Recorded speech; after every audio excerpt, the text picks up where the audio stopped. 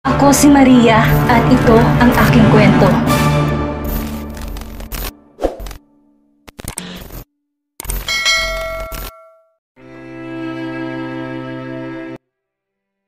Nang malaman ni Roel ang kalagayan ni Calix ngayon at mag-isa lang si Carmela ay nagmamadali siyang umalis.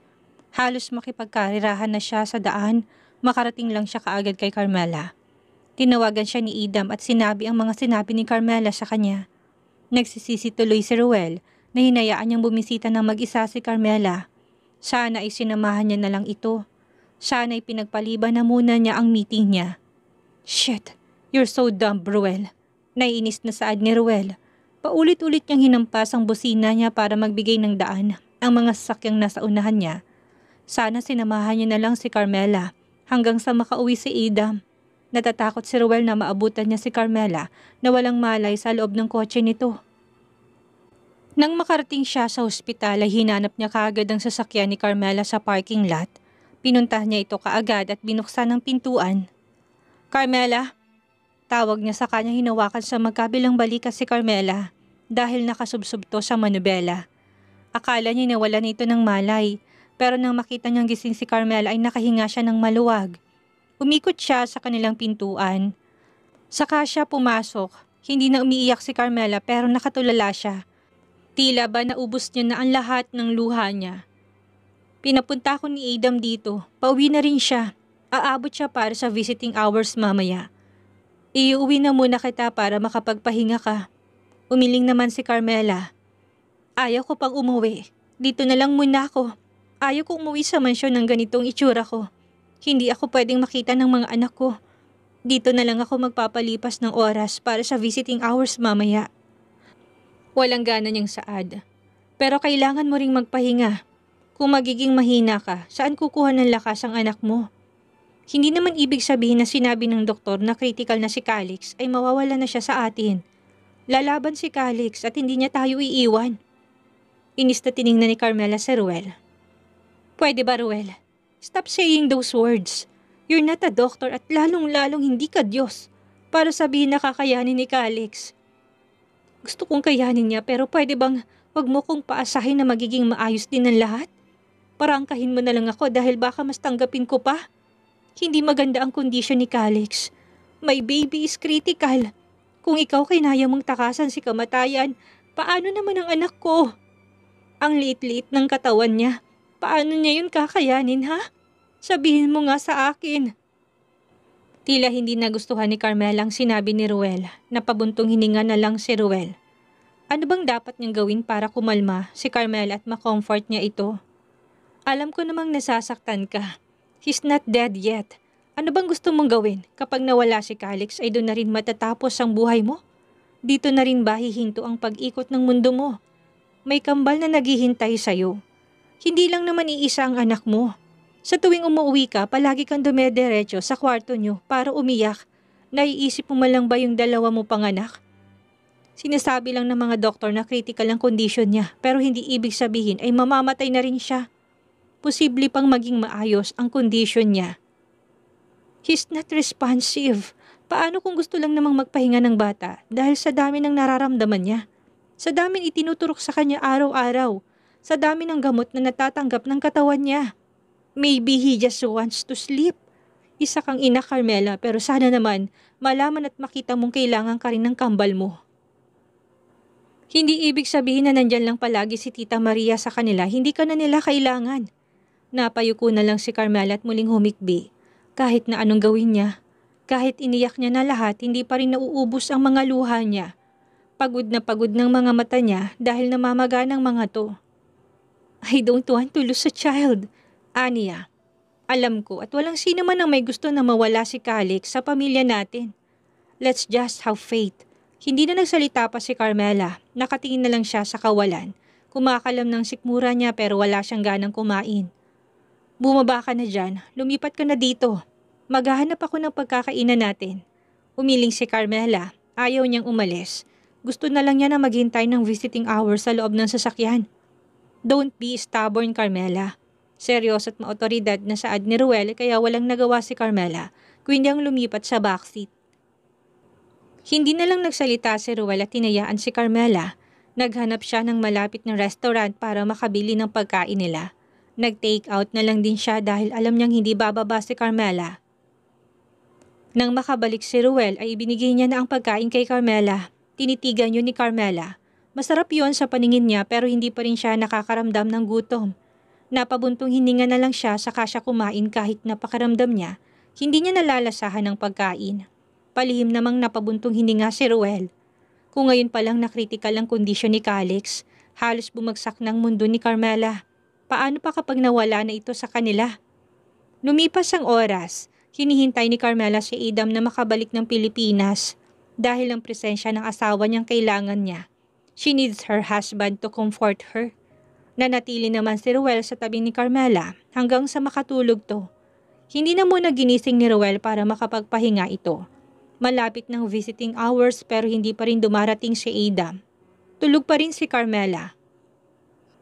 Carmela, mahinang tawag niya dito pero hindi nagigising si Carmela. Carmela, ulit niya pero mahinang ungo lang ang narinig niya, kaya nilapitan ni Ruel si Carmela para tapakin ito sa balikat. Nang maramdaman ni Ruel na tila mainit si Carmela, kinapa niya na rin ang noo nito at leeg. Inaapoy na sa lagnat si Carmela. Anong oras na? Paus na ang tanong ni Carmela. Nang makita niyang visiting hours na ay pinilit niyang umupo ng maayos. Iuuwi na kita. Hindi maganda ang pakiramdam mo. Anas ni Ruel. Hindi pwede. Walang bibisita sa anak ko. Kailangan kong bumisita. Ayaw ko mag-isa lang siya ngayon. Ipipilit mo pa rin ba ang gusto mo? Lalong kawawang anak mo kapag nahawaan mo siya ng sakit. Critical ng kondisyon ni Calix at huwag mo nang dagdagan yun. Dito ka na lang. Hintayin mo ko at dito ako nang bibisita sa kanya. Matulog ka na muna habang hinihintay mo ko. Huwag matigas ang ulo mo, Carmela. Dahil kung magpapatuloy mong pababayaan ang sarili mo, lalo kang hindi makakabisita kay Calix. Wait me here. I'll visit him. May diinasaad ni Ruel saka siya lumabas ng sasakyan at nagtungo na sa ICU. Good afternoon, sir. Bati ng nurse. Dumiretso naman si Ruel kay Calix. Tinignan niya ito, mahimbing na natutulog. Tinignan niya ang vital signs ni Calix. Hindi niya maintindihan ang mga number doon dahil bihira naman siyang bumisita. Sir, magra-round si Doc mamaya. Siya na lang din po mag-a-update sa inyo. Nandyan po ba si Mommy? Tanong ng nurse. Ako lang nurse ang makakabisita ngayon. Napatango-tango na lang si Ruel. Hinawakan niyang maliit na kamay ni Calix. Mainit yon. Napangiti siya nang maramdaman niyang paghawak ng maliit na kamay ni Calix sa hintuturo niya. Hey little man, it's me, your uncle. Don't scare your mom and your dad. They are so worried about you. Don't leave us, okay? Please, lumaban ka pa. Hindi ka nila kayang isuko kaya pwede bang huwag ka ring sumuko? We're here waiting for you to go home. We love you, Calix. Lumaban ka lang. I will give everything for you. Nahihirapan ang mga magulang mo dahil sa kalagayan mo. Mahinang usal ni Ruel. Nang dumating ang doktor na naka-duty ngayon ay tumayo ng diretso si Ruel para harapin si Doc Kayla. Blanko lang naman ang mukha ni Ruel. Diretsong nakatingin si Kayla sa mga mata ni Ruel at ganun din si Ruel. Relatives ni patient? What is your relationship with him? Tanong ni Doc Kayla. I'm his uncle. How is he? Kayo lang bang bibisita sa kanya, sir? Tumango naman si Ruel. Okay, so ikaw na lang ang i-update ko, sir, at kayo na rin ang bahalang magsabi sa mga parents ni baby. As of now, baby still in critical condition. Non-responsive kasi si baby. Yung oxygen sat niya, as you can see here, tinuro ni Doc Kayla ang monitor. Stable naman itong mga nakaraang araw ang oxygen sat niya pero minsan, bumabagsak siya ng 60s. Tumataas lang ang oxygen sat ni baby kapag nasasalinan siya ng red blood cells. Continue mga medicine ni baby.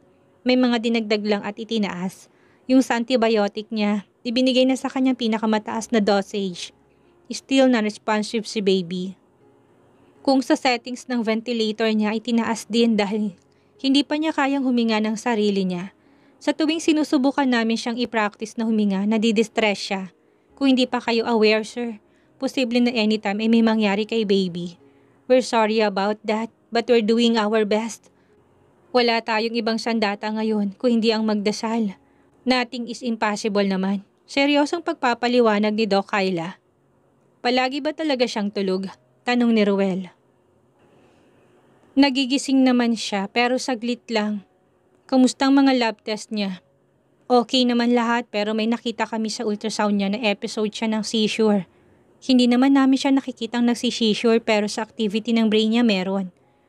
Mas mabuti sana kung MRI para mas malinaw naming makita yung sa brain niya. Pero dahil masyado siyang maliit, delikado para sa kanya. Nabigyan naman na namin siya ng mga gamot niya para sa seizure niya. Patuloy na pagpapaliwanag ni Doc Kyla. Napatangu-tangu na lang si Ruel sa kanya tinignan si Calix. Simula nang pumasok si Ruel ay tulog lang si Calix. May mga tanong pa ba kayo, sir? Tanong pa ni Doc Kyla. Tiningnan ni Ruel si Doc Kyla. Hindi niya alam pero nararamdaman niya ang lungkot ng doktor na nasa harapan niya. Bakit pa ba niya yun iniisip? Nandito siya para bisitahin ng pamangkin niya, hindi para basahin ang emosyon ng doktor nito. Wala na, Doc. Sagot niya. Kung ganun, sir, magpapaalam na ako. Saad nito saka siya umalis. Sinundan pa ni Ruel ng tingin si Doc Kyla. Naipilig na lang ni Ruel ang ulo niya. Kailan pa siya natutong magbasa ng emosyon ng tao? Samantala naman nang makarating si Adam ay hinanap niya kaagad sa parking lot si Carmela. Hindi na siya nakaabot sa visiting hours kaya si Carmela na lang ang hinanap niya dahil alam niyang si Ruel nang bumisita kay Calix. Nang binuksan niyang pintuan ay nakita niya kaagad si Carmela na nakahiga at natutulog. Hinawakan niyang noo at leeg ng asawa niya at inaapoy na ito sa lagnat. Love, it's me. Wika ni Adam sa kanya inalalayang makaupo si Carmela. Nagising naman si Carmela pero nahihilo siya kaya wala siyang kalakas-lakas na kumilos. Bakit ba naghintay ka pa dito? Bakit hindi ka nalang umuwi kanina? Nag-aalalang wika ni Adam. Hindi naman nagsasalita si Carmela na natiling nakapikit ang mga mata niya. Hinilig na ni Carmela ang ulo niya sa balikat ni Adam. I can't lose our son, Adam. I can't. Mahinang wika ni Carmela. I know, makaka-recover din siya. Nahirapan ng mga doktor sa procedure niya at dahil hindi sila nakahanap ng malaking ugat sa singit niya, posibleng nanghina siya doon dahil kinailangan niyang hanapan si Calix kung saan idadaan ang procedure sa kanya. Magpahinga ka na muna, hindi ka makakabisita sa kanya kung magpapatuloy kang lagnatin. Uuwi na tayo. Nasa ICU pa si Ruel. Susunod na lang siya. Iuuwi na kita. Akma na sanang lilipat si Ruel sa driver's seat nang dumating si Ruel. Nandito ka na pala. Ipagdadrive ko na kayo pa uwi. Ipapasundo ko na lang yung sasakyan ko dito. Anas ni Ruel sa pinaandarang sasakyan. Kumusta si Calix? Anong balita sa kanya? Nihinang tanong ni Carmela. Pakiramdam niya ay puputok ang ulo niya sa sobrang sakit. Ganun pa rin. Hindi pa rin daw siya nagagatas dahil marami pa silang itinatama. Tanging sagot ni Ruel. Lalong nangihina si Carmela kapag nalalaman niyang hindi pa rin nagagatas ang anak niya. Paano kung lalo itong manghina? Paano kung biglang bumagsak ang sugar niya at itong maging dahilan ng panghihina niya? Habang nasa biyahe sila pauwi ay lingon ng lingon si Adam kay Carmela. Namamagang mga mata nito at putlang-putla na rin siya. Alam ni Adam na nahihirapan ang asawa niya na makatulog sa gabi pero hindi niya na ito maasikaso at makausap dahil pagod na rin siya at ang gusto na lang ng katawan niya ay ang makapagpahinga. Love, okay ka lang? Tanong ni Adam. Tanging tango lang ang isinagot ni Carmela. Habang nasa biyahe ay pinainom na ni Adam ng gamot ang asawa niya. Nakakaginhawa naman na si Carmela. Masakit ang ulo niya pero walang makakapantay sa sakit na nararamdaman ng puso niya. Ang dami-dami na namang tumatakbo sa isip ni Carmela. Paano kung hindi na umabot ng 1 linggo ang anak niya? Ano na lang ang mangyayari sa kanila? Gusto niya nang matapos ang lahat. Kung pwede lang ay lumipas kaagad ang panahon. Gusto niyang makita ang future. Gusto niyang malaman kung kasama pa ba nilang bunso niyang anak. Muling nanubig ang mga mata ni Carmela pero sa labas na ng bintana siya tumingin. Pagod na siyang umiyak pero wala silang magawa sa tuwing nanunubig na naman ang mga mata niya. Gusto niyang pigilan pero hindi niya namamalayan na lumalandas na palang mga luha niya. Palihim na nagpakawala ng malalim na buntong hininga si Carmela. Sa tuwing pinipigilan niyang mga luha niya ay tila kinukurot ang puso niya. Ramdam niya bang para bang kinukuryente ito? Muling nilingon ni Adam ang asawa niya. Gusto niya sanang yakapin ito pero pakiramdam niya ay mas kailangan ng asawa niyang mapag-isa na muna ngayon. Tahimik lang sila habang nasa biyahe pa uwi. Walang ibang iniisip kundi ang kalagayan ni Calix. Akala nila nilalampasan na nilang posibleng kamatayan na naghihintay sa anak nila pero mas mahirap palang recovery stage. Nang makarating sila sa mansyon ay nagmamadaling bumaba si Adam para pagbuksan niyang asawa niya. Nauna nang maglakad ang mag-asawa habang nasa likod lang nila si Ruel. Nang makapasok sila ay napalingon kaagad sa kanila si Maria na may daladalang mga pagkain na nakalagay sa tray para sa kambal. Nang makita niyang mga mata ni Carmela at naramdaman ng emosyon nito, alam niyang may malit hindi magandang nangyayari. "Hi, Mommy! Hi, Daddy!" Masiglang baatin ng kambal sa kanila. Tipid lang nang ngumiti si Carmela sa kanya niyakap ang mga anak niya. Mariin niyang ipinikit ang mga mata niya kung pwede lang sana, kung pagbibigyan lang sana sila ng pagkakataon na mayakap din ang anak nila gaya ng kung paano nila mayakap ang kambal. "Mommy needs to rest, okay? I'm not feeling well, kids. Ayaw ko mahawaan kayo ng sakit ni Mommy." Mahinang wika ni Carmela saka siya tumayo at nagtungo na sa kwarto.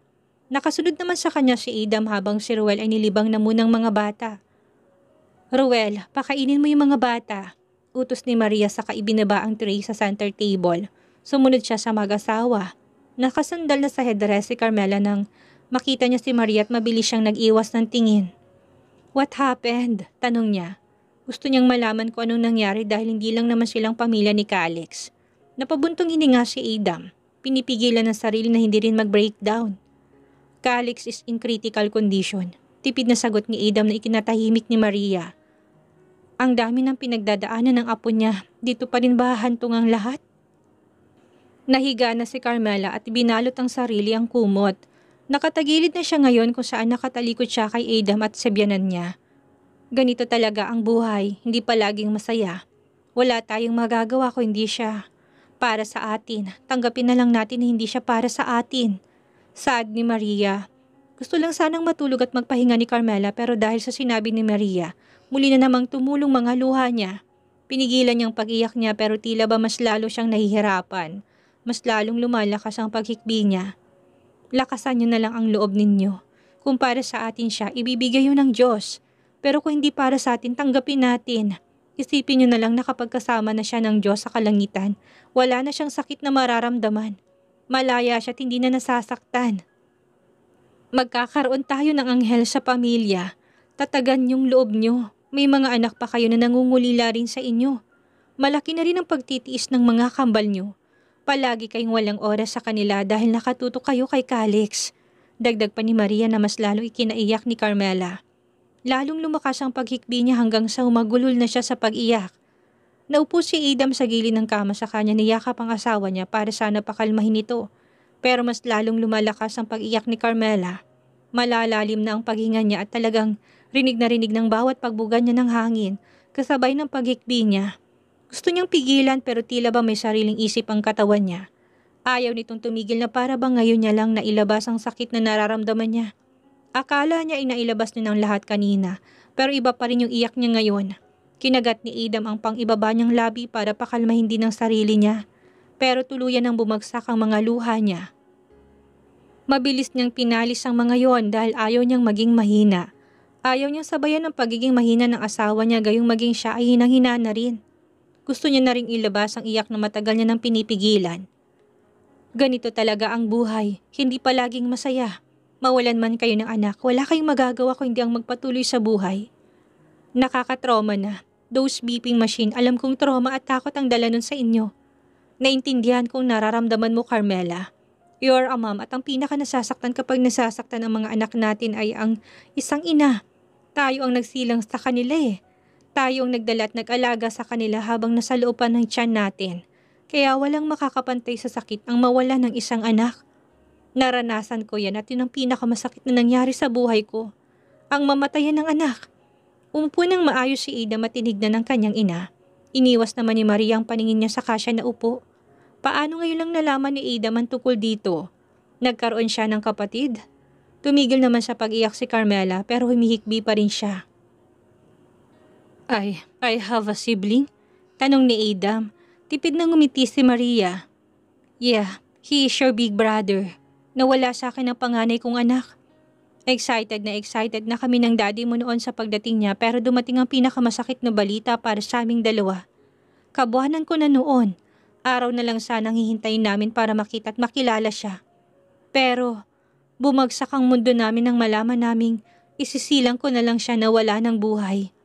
It really breaks our heart pero wala kaming nagawa kundi ang magpatuloy. Kung para sa atin si Calix, para sa atin siya. We don't need to beg. Dahil kung nakalaan sa atin ang isang bagay, ang isang tao'y mananatili sila sa buhay natin. All you need is to be strong.